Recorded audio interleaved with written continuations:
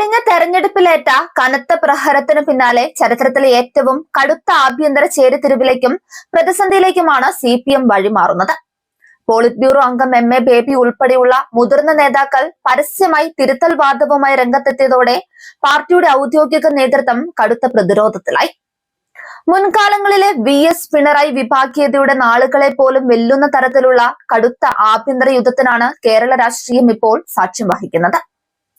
സംഘടനയിലും parliamentary രംഗത്തും വിപ്ലവകരമായ മാറ്റങ്ങൾ വേണമെന്ന ആവശ്യവും പാർട്ടിക്കുള്ളിൽ ശക്തമായി കഴിഞ്ഞു. പാർട്ടിക്കുള്ളിലെ പഴയ സമവാക്യങ്ങളെ പൂർണ്ണമായി മാറ്റിമറിച്ചുകൊണ്ട് പുതിയൊരു ശക്തി കേന്ദ്രം രൂപപ്പെട്ടിരിക്കുകയാണ്. മുൻ മുഖ്യമന്ത്രി പിണറായി വിജയനും സംസ്ഥാന സെക്രട്ടറി MV ഗോവിന്ദനും ഒരേ മനസ്സോടെ ഔദ്യോഗിക പക്ഷത്ത് നിലയുറപ്പിക്കുമ്പോൾ അവരെ നേരിടാൻ പാർട്ടിയുടെ കരുത്തായ കണ്ണൂരിലെ ജയരാജ് തന്ത്രങ്ങൾ കൈകോർത്ത് കഴിഞ്ഞു. EP Jayarajan, P Jayarajan, MV Jayarajan എന്നിവർ ഒന്നിച്ച് മറുപക്ഷത്ത് അണിനിരന്നത് ഔദ്യോഗിക നേതൃത്വത്തിന് വലിയ തലവേദനയാണ് ഉണ്ടാക്കുന്നത്. സ്ഥാനാർത്ഥി നിർണയത്തിലെ പാളിച്ചകളെയും പാർട്ടി വിട്ടുപോയവരോടുള്ള സമീപനങ്ങളെയും ചൊല്ലി ഇരുപക്ഷവും തമ്മിലുള്ള പോരും മുറുക്കി. നിയമസഭയ്ക്കുള്ളിൽ മുൻ മുഖ്യമന്ത്രി പിണറായി വിജയന്റെ ശൈലിക്കെതിരെയും പാർലമെന്ററി പാർട്ടിയിലെ വീഴ്ചകൾക്കെതിരെയും മുൻ ധനമന്ത്രി KN ബാലഗോപാൽ നടത്തിയ ഒളിയമ്പുകൾ പാർട്ടിക്കുള്ളിൽ വലിയ ഭൂകമ്പമാണ് ഉണ്ടാക്കിയത്. പിണറായി വിജയൻ വേണ്ടത്ര തിളങ്ങുന്നില്ലെന്ന വികാരം പരസ്യമാക്കിയ ബാലഗോപാലിനെ രാഷ്ട്രീയമായി തളയ്ക്കാനുള്ള തന്ത്രങ്ങൾ ഔദ്യോഗിക പക്ഷം അണിയറയിൽ സജീവമാക്കിയിട്ടുണ്ട്.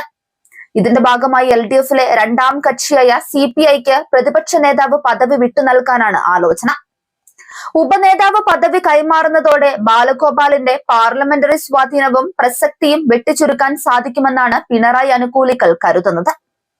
പാർട്ടി മുഖപത്രമായ ദേശാഭിമാനിയുടെ ചീഫ് എഡിറ്ററും കേന്ദ്ര കമ്മിറ്റി അംഗവുമായ പുത്തലത്ത് ദിനേശന് നേരെയും ഔദ്യോഗിക പക്ഷത്തിന്റെ നീക്കങ്ങൾ വളരെ ശക്തമാണ്.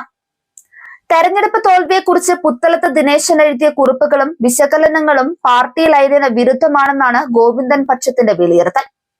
തോൽവിയുടെ യഥാർത്ഥ കാരണങ്ങൾ തുറന്നു പറഞ്ഞ് പാർട്ടിയെ തിരുത്താൻ പ്രേരിപ്പിക്കുന്ന തരത്തിലുള്ള ലേഖനം ദേശാഭിമാനി ചീഫ് എഡിറ്ററുടെ ഭാഗത്തു നിന്നും ഉണ്ടായത് ഗുരുതരമായ അച്ചടക്ക ലംഘനമായാണ് നേതൃത്വം കണ്ടത്. ഈ സാഹചര്യത്തിൽ ഇന്ന് ചേരുന്ന സംസ്ഥാന സെക്രട്ടേറിയറ്റ് യോഗത്തിൽ പുത്തലത്ത് ദിനേശനെ ദേശാഭിമാനി ചീഫ് എഡിറ്റർ സ്ഥാനത്ത് നിന്നും മാറ്റാനുള്ള സാധ്യതയും ഏറിയിട്ടുണ്ട്. തളിപ്പറമ്പിൽ MV ഗോവിന്ദന്റെ ഭാര്യ PK ശ്യാമളയെ സ്ഥാനാർത്ഥിയാക്കാൻ ചർച്ചകൾ നടന്നപ്പോൾ ഗോവിന്ദൻ തന്നെ ഇടപെട്ടത് ഒഴിവാക്കേണ്ടതായിരുന്നുവെന്ന് ചൂണ്ടിക്കാട്ടി MA ബേബിയാണ് തിരുത്തൽ വാദത്തിന് തുടക്കമിട്ടത്. എന്നാൽ തോൽവിയുടെ പേരിൽ വ്യക്തികളെ മാത്രം കുറ്റപ്പെടുത്താൻ പാർട്ടി മുതിരാറില്ലെന്ന് വ്യക്തമാക്കി പിണറായിയും ഗോവിന്ദനും ചേർന്ന് ബേബിയെ പ്രതിരോധിച്ചു. എന്നാൽ ഇതിനു പിന്നാലെ തളിപ്പറമ്പിലും പയ്യന്നൂരിലും സ്ഥാനാർത്ഥിത്വം പിഴച്ചുവെന്ന് പരസ്യമായി തുറന്നു പറഞ്ഞ് MV ജയരാജൻ രംഗത്തെത്തിയത് ഗോവിന്ദനെ ചൊടിപ്പിച്ചു.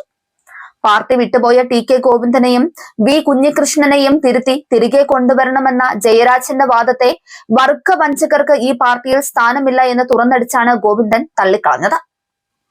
മുൻപത്തെ പോലെ പാർട്ടി നേതൃത്വത്തിന് മുന്നിൽ പൂർണ്ണമായി വിധേയത്വം കാട്ടാൻ സംസ്ഥാന കമ്മിറ്റിയിലെയും സെക്രട്ടേറിയറ്റിലെയും ഭൂരിഭാഗം നേതാക്കളും ഇപ്പോൾ തയ്യാറല്ല എന്നതാണ് നിലവിലെ സാഹചര്യം.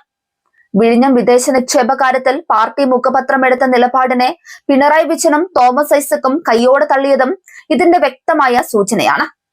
ഈ അസാധാരണ സാഹചര്യത്തിൽ ഇന്ന് ചേരുന്ന സെക്രട്ടേറിയറ്റ് യോഗം പാർട്ടിയുടെ ഭാവി തന്നെ നിർണ്ണയിക്കുന്ന ഒന്നായി മാറും.